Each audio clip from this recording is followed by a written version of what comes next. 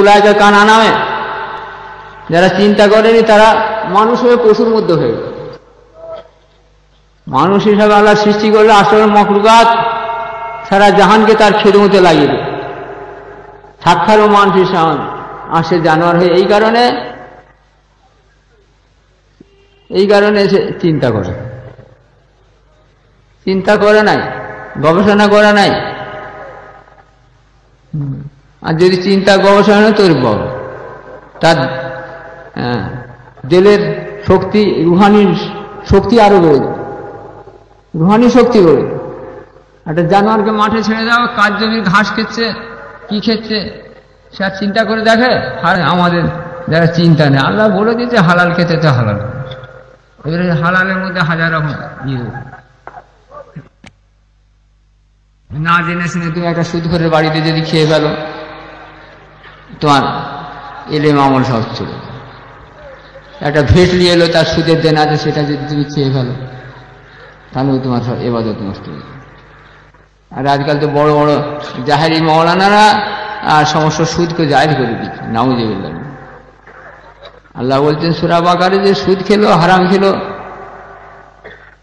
সেজন্য আল্লাহর সাথে যুদ্ধ করলো। নবী গোস্বামী বলছে যে সুদ দেওয়া নেওয়ার মধ্যে রয়েছে, সে নিজের মায়ের সাথে দিন।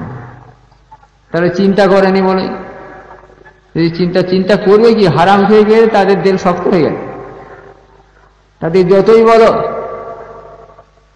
তারা ওসব দিকে যাবে না।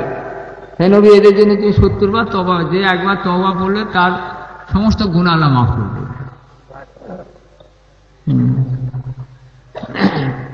তুমি 70 বার তাদের জন্য তওবা, তার তওবা যদি করো না, সে তো কি হয়ে গেল? কাফারু বাদা ঈমান, ঈমানের পরে যদি কুফরির দিকে, আল্লাহর খিলাফের দিকে চলে,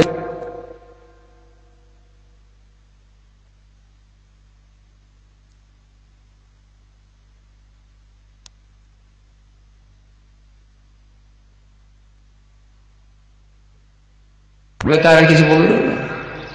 সেই জন্য কালাম পাকে এইসব আল্লাহ নাজায়েজ কাজ খুব কঠোর। আল্লাহ তাআলা, তুমি যখন ঈমান এনেছ, ঈমানের মধ্যে মোকাম্মেল হয়ে যাও, ঈমানের মধ্যে তুমি খাড়া হয়ে যাও, তার মধ্যে তুমি ঈমানের মধ্যে মৃত্যুকাল পর্যন্ত কায়েম মোকাম হয়ে যাও। মোকাম্মেল ঈমান নিয়ে যাতে মরতে পারিস। লা তামুতুন্না ইল্লা আনতুম মুসলিমুন, তুমি মরো তো ঈমানটা নিয়ে। সেই রকম আল্লাহ তাআলা সব খুলাম বয়ান করে দিচ্ছে। কারা ওই সব নিয়েছে? যারা চিন্তা করেছে না সুদ খেলে আমার ইবাদত কবুল হয়নি, নামাজ করে দোয়া কবুল হয়নি, তারা সুদ খেয়ে নেবে। কারণ আমরা কত সব বলি, ইস্তাহাব্বুল কুফর আলা ঈমানা লা তাখাজু আউলিয়া আবাকো আওনাকো, এখানে সে মা হোক, বিবি হোক, ছেলে হোক, ভাই ব্রাদার, যত বড়ই বুজুর্গ হোক, যারা সুদের সাথে লেনদেন করছে, এটাই এই দিকে সবচেয়ে খাতারনাক বত্তর আল্লাহ নাফরমানি।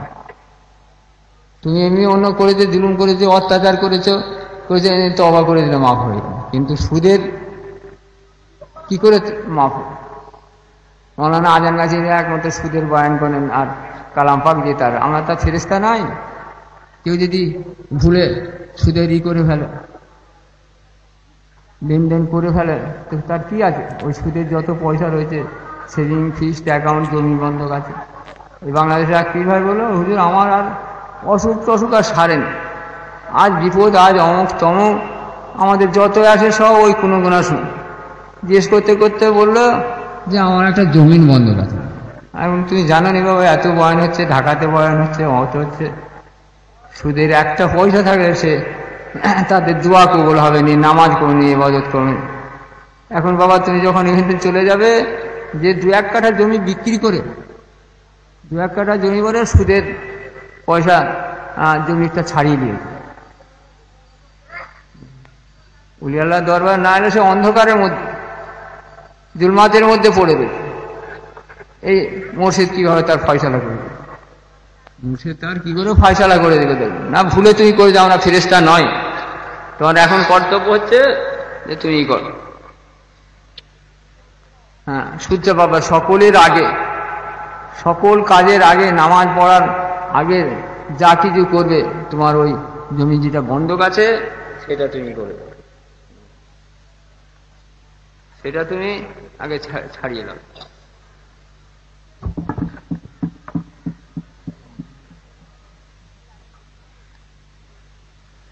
তা নাহলে তোমার কোনো দোয়া কবুল হবে না, ইবাদত করবে না। কালাম পাকে আল্লাহ নবীকে ওই একর জমিনার জুলমা চেলা নূর, নবী তাম ইনসান সব খাসার মেটালা।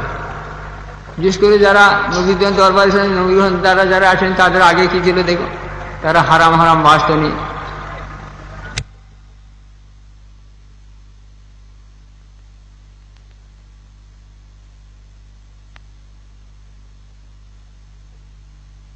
তারা নাজায়েজ কাম করতো, খেলাফ কাজ করতো, যত কিছু। আর নবী করিম দরবারে আসার সাথেই তাদের কি হলো, কাতাবা ফি কুলুবি ঈমানা ও আইয়াদহুম বিরুহ, তাদের রুহানি ফয়েজ আর ঈমানের নূরটা দিয়ে দিল।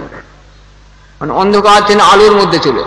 নবীকে আল্লাহ তাআলা বলছে তোমার কাজ সব মানুষ খাসারামে পড়েছে, জুলমাতের মধ্যে, জিহালিয়াত, কুফরি, বেদাতি, শিরকির মধ্যে মুবতালা হয়, তুমি তাদেরকে সব উজালা নূর কা তরফ, হেদায়েত ঈমান কা তরফ বলো। এই নবী কোরআন ওই তার দরবারে এসে বসেছে, মজলিসে বসেছে, শুনছে, ওই জাক্কি কেউ পাক হয়ে গেল। বরং কেতাবা হিকমতা, কেতাবের জ্ঞান হিকমত, যারা এখন আসেনি তারা ওই জুলমাতের মধ্যে পড়ে। আবু জেহেল, আহল আহাব কোনোদিন নবী কোরআন দরবারে আসেনি, মানে বললেন ও কি করে নবী হলো না। ওই জুবান দিয়ে একটা কথা বলার জন্য কিয়ামত পর্যন্ত থাকে, আর কে হেদায়েত করতে পারে। তাদের নবী কোরআন তাদেরকে গাজী বান্দা গ্রেফতার, কি করে পরোয়া, লালচ যাদের আছে তাদেরকে কেউ হেদায়েত করতে। আর যেই তুমি লালচ ত্যাগ করতে পারবে, আল্লাহ রসুলের কামিনদের হুকুমের মধ্যে চলে এলো, তুমি আল্লাহ নূরের মধ্যে চলে, হেদায়েতের মধ্যে চলে, তোমার দিলের মধ্যে আল্লাহ কাতাবাফি ঈমান, ঈমান নূর দিয়ে দিবে, রুহানি ফয় দিয়ে দিবে। ওলি আল্লাহদের কাজে সে এক, নবীকে যা হুকুম সব মানুষদের সুদের মধ্যে, ধোঁকার মধ্যে, ফেরবের মধ্যে, শয়তানি হরকত, আশিরকা হরকত, আদোয়া দুশমনির মধ্যে সব। ওলি আল্লাহ কি করছে মওলা আলার কাছে দেখুন, আল্লাহর তরফে ডাক দিচ্ছে, তার লক্ষ লক্ষ মুরিদান ডাক দিচ্ছে, সেই ডাক শুনে তারা ওলি আল্লাহর দরবারে আসছে, তাদের আল্লাহ হিদায়াত করে, তাদের গুনাহ মাফ হয়েছে, কিতাবের জ্ঞান, ইলমের জ্ঞান, হিকমতের জ্ঞান। কত দিক দিয়ে আল্লাহ তাআলা বলছে বাইও নান তাদের লোক সীতার হাম বয়ান কর দিতে গিয়ে তুমি গুমরাহ না হয়ে যাও। তুমি মানুষ, আশরাফুল মখলুকাত, তোমার জন্য আল্লাহ জান্নাত তাই তৈরি করে রেখেছে, কোটি কোটি সেখানে তোমার জন্য নিয়ামত রেখে দিয়েছে। তুমি আল্লাহর দোস্ত আছো, আল্লাহর হাবিব আছো, আর তুমি একটু দুনিয়ার লোভ ত্যাগ করতে পারো নাই। শুধু তোমার কোনো ফায়দা দিব না, তো হাজার হাজার তোমার নোকসান করে দিতে, হাজার হাজার দিক দিয়ে তোমার।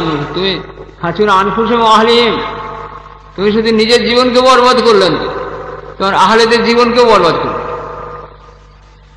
এই বড় আফসোস লাগে যারা আসেনি দরবারে, আর যারা এসেও যখন ওই সব কোনো না পীর ভাইয়ের ওই রংশ, কার ওই জমি বন্ধক আছে, কার ই রয়েছে, বলে 10 টাকায় পড়ে রয়েছে ব্যাংকে, কে বলে একটা ইন্স্যুরেন্স করেছিলাম, এখন আর সেটার আর খোঁজ খবর নিইনি, খোঁজ খবরও নিইনি, হ্যাঁ কোনো খোঁজ খবর নিইনি। আর তুমি খোঁজ খবর না আল্লাহ খোঁজ রেখে, আল্লাহ তোমার খোঁজ রেখে দিন। তোমার ওই টাকাটা যতদিন ব্যাংকে রয়েছে সেটা গভর্নমেন্টের ক্যাপিটালের মধ্যে চলে গেছে, তাতে সুদ হচ্ছে, তাদের সুদ জমা পড়ছে। একজন এসে বললো হুজুর আমার একটা আমি ব্যাংকে একটা নো ইন্টারেস্ট অ্যাকাউন্ট করি। আমি নো ইন্টারেস্ট কি, আমি তো জানিনি বাবা ওইটা নো ইন্টারেস্ট কি হাকিকাত আছে, তুই ব্যাংকে জিজ্ঞেস করে তবে আমাদের হুকুম পাবে। নো ইন্টারেস্টে অ্যাকাউন্ট, কোনো ইন্টারেস্টে তাকে দিয়ে তাকে ধমক দিল, তোমার অত কর, ব্যাংকালারা বলছে তোমাকে অত জমা খরচ দিতে হবে না, অত আমরা বুঝাতে পারি। তো ব্যাংকের আমার একটা ফোন নম্বর ছিল, তাকে একদিন জিজ্ঞেস করলাম বাবা আপনাদের নো ইন্টারেস্টটা আমার কিছু বুঝিনি, একটু যদি দয়া করে বুঝিয়ে দেন। তিনি বললেন, নো ইন্টারেস্ট বাবা, আমাদের ব্যাংকের নিয়ম হচ্ছে, আইন হচ্ছে, যে কেউ ব্যাংকে একটা পয়সা রাখবে তাকে আমরা সুদ দেব, আর আমরা যাকে একটা পয়সা দেব তার থেকে আমার সুদ কেটে দেব। এই হচ্ছে আমাদের ব্যাংকের আইন, গভর্নমেন্টের মকরার করা আইন। এখন যদি তুমি সুদের পয়সাটা যদি না নাও, পড়ে থাকে, নো ইন্টারেস্ট করেছে, আমার ইন্টারেস্টে ইয়ে হবে না, যোগ হবে না, অমুক হবে না, নো ইন্টারেস্ট থাকবে, ওই সুদের টাকাটা আমরা কি করি, আমাদের একটা গভর্নমেন্টের পিএল অ্যাকাউন্ট আছে, সেইখানে জমা করি। পিএল জমা করলে তোমার ওই টাকাটা গভর্নমেন্টের ক্যাপিটাল হয়ে গেল, তাতে প্রতি বছর সুদ হচ্ছে। তুমি যতদিন বাঁচবে, ব্যাংক যতদিন থাকবে, তোমার ওই সুদের টাকা জমা হবে, কিয়ামত পর্যন্ত তোমার কোনো গভর্নমেন্ট, মরবে কোটি কোটি বছর দুদকে রাখবে।